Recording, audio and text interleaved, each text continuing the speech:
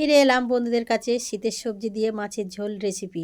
শীতের সময় এই রকম সবজি দিয়ে মাছের ঝোল কিন্তু খুব সুন্দর লাগে। অল্প মশলা দিয়ে পাতলা ঝোল কিন্তু শরীরের পক্ষে অনেকই উপকার। প্রথমে এখানে আমি মাছ নিয়েছি আর মাছটাকে সুন্দর করে ধুয়ে পরিষ্কার করে নিয়েছি।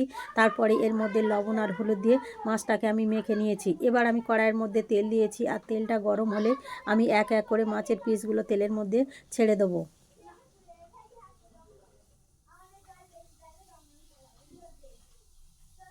মাছগুলোকে আমি উল্টে পাল্টে ভেজে নেব।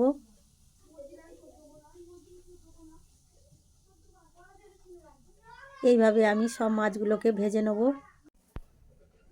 সব মাছগুলো আমার ভাজা হয়ে গেছে। আর ওই মাছ ভাজা তেলের মধ্যে আমি দিয়ে দেবো পেঁয়াজ, কাঁচা লঙ্কা আর টমেটো কুচি দিয়ে আমি তেলের মধ্যে একটু ভেজে নেব।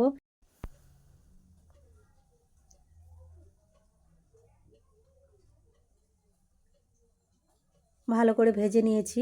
এর মধ্যে দিয়ে দেবো একদম কচি পালং শাক দিয়ে দিলাম।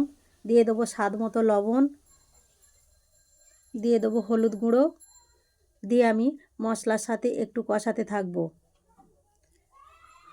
শাকটা যত আমি মশলার সাথে কষাচ্ছি দেখতে পাচ্ছেন এর শাকের মধ্যে দিয়ে একটা জল বের হয়ে গেছে। কতটা জল বের হয়ে গেছে দেখুন বন্ধুরা। এর মধ্যে আমি দিয়ে দেবো আগে থেকে সিদ্ধ করে আলু রেখেছিলাম, সেই আলুটা আমি এর মধ্যে দিয়ে দিলাম। দিয়ে আবার আমি শাকের সাথে আলুটাকে একটু কষিয়ে নেব।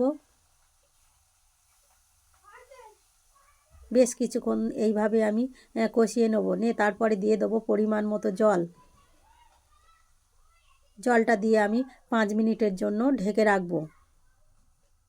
5 মিনিট পর ফিরে এলাম। দেখতে পাচ্ছে ঝোলটা আমার ফুটে উঠেছে। এই সময় আমি ভেজে রাখা মাছগুলো ঝোলের মধ্যে দিয়ে দেবো।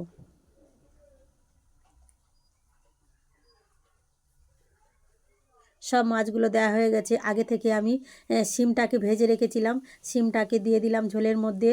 দিয়ে দেবো ভেজে রাখা বড়িগুলোও আমি আগে থেকে ভেজে রেখেছিলাম, সেটাকেও দিয়ে দিলাম।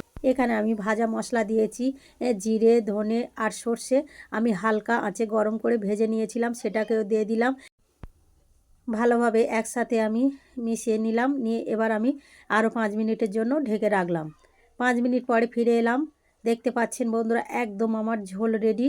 বন্ধুরা আমার এই সবজি দিয়ে মাছের ঝোল যদি আপনাদের ভালো লেগে থাকে তাহলে লাইক, শেয়ার, কমেন্ট ও সাবস্ক্রাইব করবেন। আর ফেসবুক থেকে দেখলে আমার পেজটাকে ফলো করে পাশে থাকবেন। ধন্যবাদ।